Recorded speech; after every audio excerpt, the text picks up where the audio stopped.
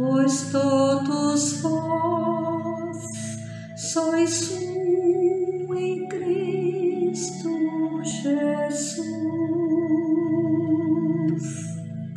Irmãos e irmãs, paz e bem, hoje dia 22 de setembro, quarta-feira, início da primavera. É um tempo forte, bonito, alegre, que traz para nós nova esperança, recobrar os ânimos, buscarmos sempre caminhos novos, iluminados pela palavra de Deus.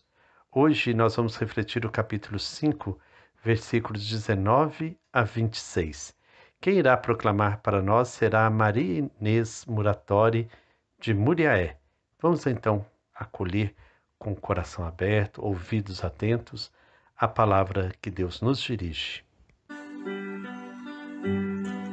tua santa palavra é como uma chuva no chão, fecunda a vida do povo, converte o seu coração. A tua santa palavra é como uma chuva no chão, fecunda a vida do povo, converte o seu coração.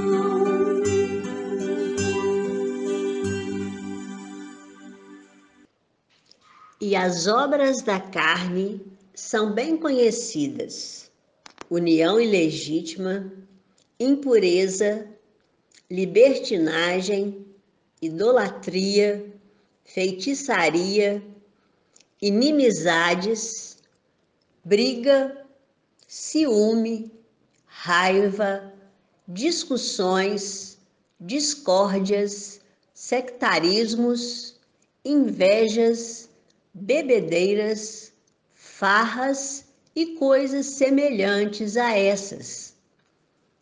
A respeito delas, eu já lhes falei e volto a preveni-los. Os que praticam tais coisas não terão como herança o reino de Deus. O fruto do Espírito é o amor, alegria, paz, paciência, bondade, generosidade, fé, humildade e domínio de si mesmo. Contra essas coisas não existe lei. E os que são de Cristo Jesus crucificaram a carne junto com suas paixões e desejos. Se vivemos pelo Espírito, sigamos o Espírito. Não nos tornemos arrogantes, provocando uns aos outros e invejando-nos mutuamente. Após fazer então uma oposição entre o Espírito e a lei, Paulo elenca as obras da carne, divididas em 4 grupos. A impureza, que perverte o amor humano. A idolatria e a magia, que são a perversão do culto divino. As divisões, que revelam a ausência de amor na comunidade. Os excessos à mesa e orgias, que revelam uma degradação da pessoa humana. Às obras da carne, Paulo opõe o fruto do Espírito, que é um só, o amor. Os sinais desse reino do amor são a alegria e a paz.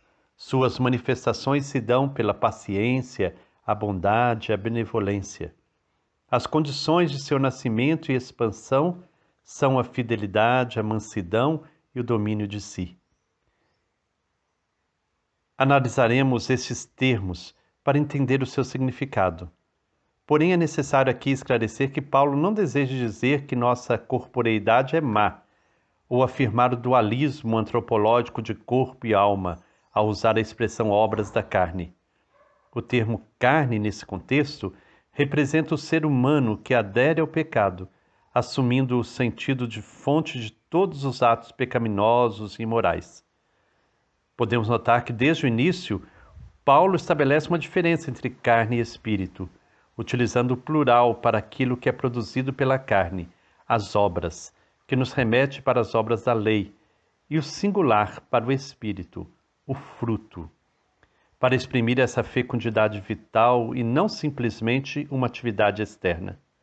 O plural das obras também expressa a dispersão e a proliferação da perversão, enquanto o fruto exprime a unidade orgânica e fecunda do espírito. A palavra obra está associada ao fazer, ao realizar humano, ao ato, aos méritos, enquanto fruto é o resultado da obra de Deus no crente, no batizado é um dom. Eu optei, então, por fazer uma reflexão à luz do fruto do Espírito. Paulo passa, então, a dizer sobre o fruto do Espírito. Exprime o crescimento na fé cristã segundo o Espírito. O Espírito não segue a carne para combatê-la, mas traça o seu próprio caminho. O primeiro passo nesse caminho é o amor generoso, a caridade divina.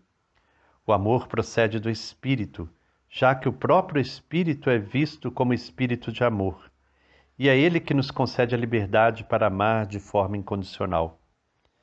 Como vimos, o amor é a norma fundamental da própria vida humana e da vida cristã. O amor conduz o batizado à alegria, que é algo próprio do Espírito, e se realiza no Espírito, porque corresponde ao desejo mais profundo do coração, à aspiração mais forte da pessoa humana, que foi criada para amar e ser amada. A alegria é coligada à fé e à paz. Ela é fruto da relação entre o fiel e o seu Senhor. A dimensão escatológica da alegria se manifesta constantemente no ministério de Paulo e está associada ao reino de Deus. A paz é o fruto da sintonia com a vontade de Deus. É a justa relação com Deus e com o outro, diferentemente dos conflitos comunitários especificados na lista quando ele fala dos frutos da carne. A alegria e a paz são sinais do encontro com o ressuscitado nos evangelhos, e a paz é um atributo de Deus. A benignidade que ele apresenta no versículo 22 também pode ser traduzida como benevolência, a bondade por generosidade e a amabilidade por mansidão. Paciência, benignidade, bondade, fidelidade, amabilidade estão interligadas, são atribuídas a Deus. E são atitudes que expressam a conversão. Assim, o cristão experimenta o amor de Deus expresso em seus atributos. E ao ter essas atitudes com o próximo, ele próprio manifesta concretamente o que significa ser amado por Deus. E ao mesmo tempo revela o seu crer em Deus, que é benigno, misericordioso, amoroso, gracioso. A paciência ou longanimidade é a capacidade de ser tolerante, de ter a coragem de resistir. É a atitude que nos ajuda a enfrentar a frustração, o fracasso, mas também a respeitar os processos das pessoas. Papa Francisco, na sua carta encíclica Fratelli Tutti, faz referência a Gálatas 5:22, ressaltando dois frutos do Espírito. O primeiro, que traduzimos por benignidade ou benevolência, o Papa diz que indica o apego ao bem, a busca do bem. Mais ainda, é buscar aquilo que vale mais, o melhor para os outros. Seu amadurecimento, seu crescimento em uma vida saudável, o cultivo dos valores. É a atitude de querer o bem do outro e buscar o bem comum. Enquanto o segundo é a amabilidade, assim diz o Papa, é um estado de ânimo não áspero, rude, duro, mas benigno, suave, que sustenta e conforta. A pessoa que possui essa qualidade ajuda os outros para que a sua existência seja mais suportável, sobretudo quando sobrecarregados com o peso dos seus problemas, urgências e angústias. É um modo de tratar os outros que se manifesta de diferentes formas. Amabilidade no trato, cuidado para não magoar com palavras ou gestos, como tentativa de aliviar o peso dos outros. Supõe dizer palavras de incentivo que reconfortam, fortalecem, consolam, estimulam, em vez de palavras que humilham, angustiam, irritam e desprezam. O domínio de si mesmo ou autocontrole no campo bíblico consiste no respeito pelo outro, mantendo sob controle os próprios sentimentos ou instintos de poder, a vontade de aproveitar-se de quem está por perto. É vencer a tentação de se sentir superior ao outro, evitando toda violência física, moral, sexual, a exploração da dignidade alheia, o abuso do poder, a humilhação, a sede de obter vantagem ou prazer em detrimento da dignidade do outro. Há autores que percebem uma relação com a antropologia bíblica, relacionando esses frutos com o coração, a boca e a mão. O coração é a sede das capacidades afetivas, volitivas e intelectuais, porém está ligado ao discernir, à capacidade de tomar decisões. Assim estaria vinculado ao amor, à alegria e à paz. A boca está ligada ao falar, ao diálogo, ao aproximar-se das pessoas e representaria a benevolência, a cortesia, a doçura ao aproximar-se dos outros. E a mão ao agir, que seria a bondade, a fidelidade, o domínio de si.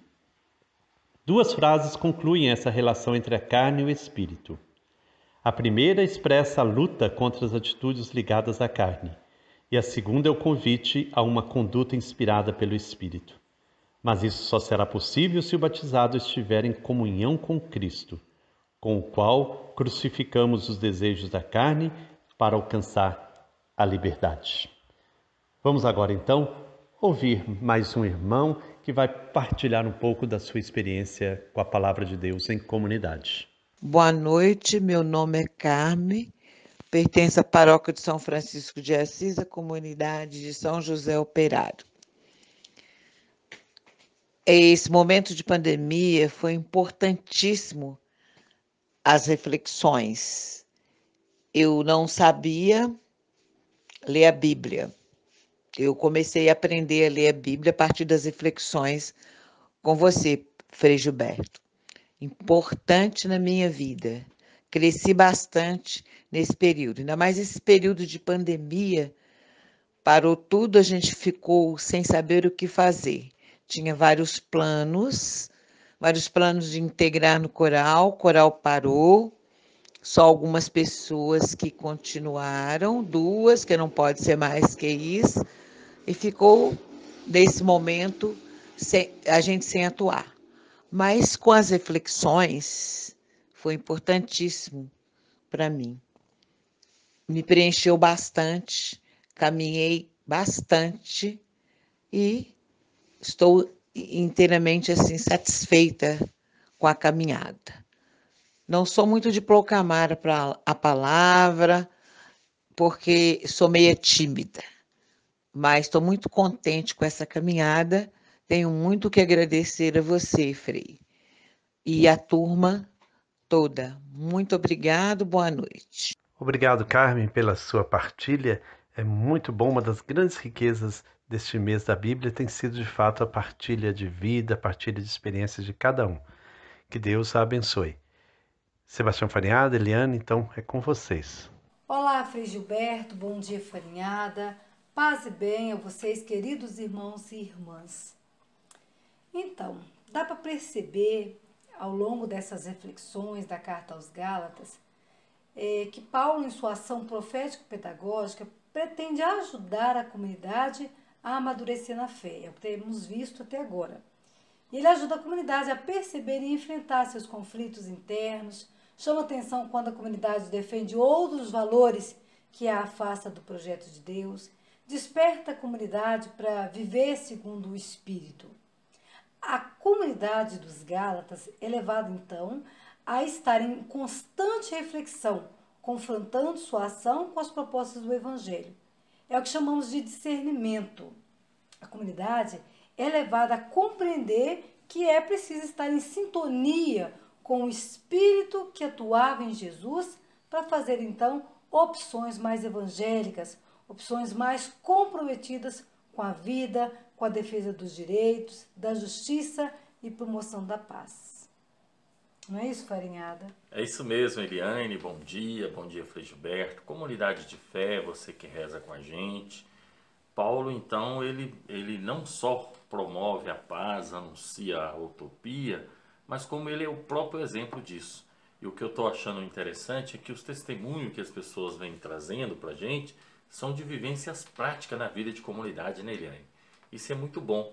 A comunidade, ela precisa, então, né, de ter os pés firmes no chão e convicta mesmo de semear a paz, anunciar a utopia.